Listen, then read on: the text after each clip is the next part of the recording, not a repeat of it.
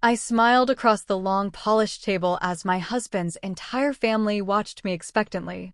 I lifted my glass, nodded politely, and thanked his mother for the dinner like nothing inside me was breaking.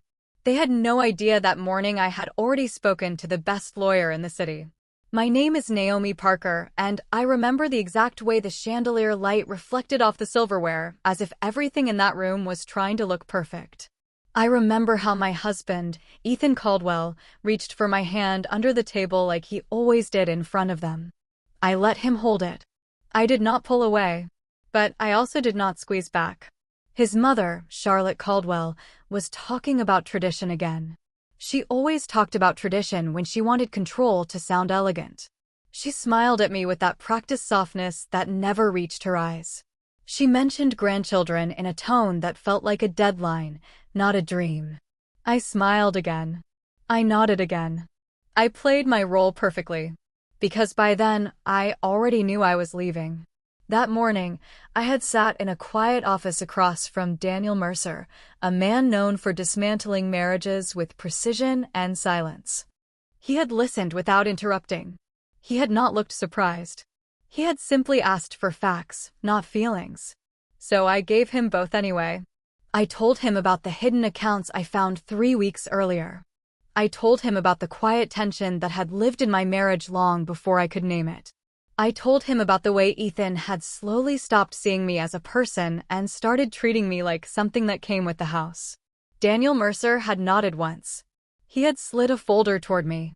He had already known more than I expected. That was the moment something inside me shifted. Back at the dinner table, Ethan laughed at something his brother said. His father, Richard Caldwell, watched me closely the way he always did, like he was measuring something he never spoke out loud. I held my posture steady. I kept my voice light. I asked the right questions. I made them comfortable. Because discomfort would have given me away. They thought I was quiet. They thought I was agreeable. They thought I was still trying to belong. They did not understand that I had already detached from everything they believed I was holding on to. Dinner stretched on. Conversations overlapped. Wine glasses filled and emptied. And I stayed composed. But inside, I replayed the moment I found the documents. The moment I realized Ethan had been moving money quietly for over a year. The moment I understood that trust had not just been broken. It had been managed, calculated, and hidden.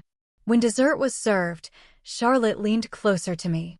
She lowered her voice just enough to make it feel private. She told me that marriage required patience. I met her eyes. I smiled again. I almost admired how easily she said it. Because patience had been the one thing I had given without limit.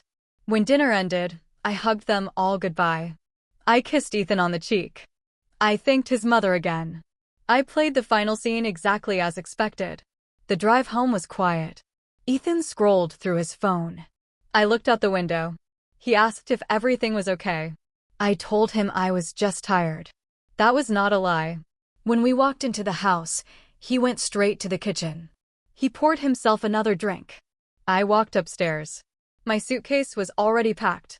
I stood there for a moment, looking at the room that had once felt like a future. It looked different now. Smaller. Colder. I picked up my phone. I sent a message to Daniel Mercer. It's time. That was the midpoint where everything changed. Because within hours, documents were filed. Accounts were frozen. Legal notices were prepared. And for the first time, I was not reacting. I was leading. Ethan found me in the bedroom with the suitcase by the door. He looked confused, then annoyed. He asked what I was doing. I turned to face him. I told him calmly that I had filed for divorce. He laughed. At first. Then he stopped. Because he saw that I was not angry. I was not emotional. I was finished. He asked why. He demanded an explanation. I told him I knew about the accounts. I told him I knew about the transfers. I told him I knew he had been preparing for something long before I was. His face changed in a way I had never seen before. That was when I realized something even deeper. He had expected me to find out eventually. He just had not expected me to act this way. He had expected tears. He had expected confrontation. He had expected time. He had not expected precision. Over the next few days, everything unfolded quickly. Lawyers spoke. Documents moved. Truth surfaced in controlled layers. His family called me. Charlotte's voice was no longer soft. It was sharp, demanding. She asked how I could do this to their family. I did not respond. Because I finally understood something I had ignored for too long. It had never been my responsibility to protect a structure that was quietly collapsing around me. Weeks passed. The house felt different without his presence. Not empty, just honest. I began rebuilding in ways that were not dramatic. Not loud, just steady. I changed small routines. I created new boundaries. I learned to sit with silence without trying to fix it. And slowly, I started to recognize myself again. The woman who had smiled at that dinner table was not weak. She was controlled. She was aware. She was already leaving, even while she stayed seated. The final papers were signed on a quiet afternoon. No arguments. No scenes. Just signatures. Ethan looked at me one last time as if trying to understand when he had lost control of the story.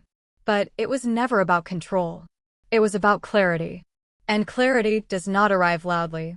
It settles quietly. It stays. Just like the moment I smiled at his entire family. Because that was not the moment I was pretending. That was the moment I already knew the ending.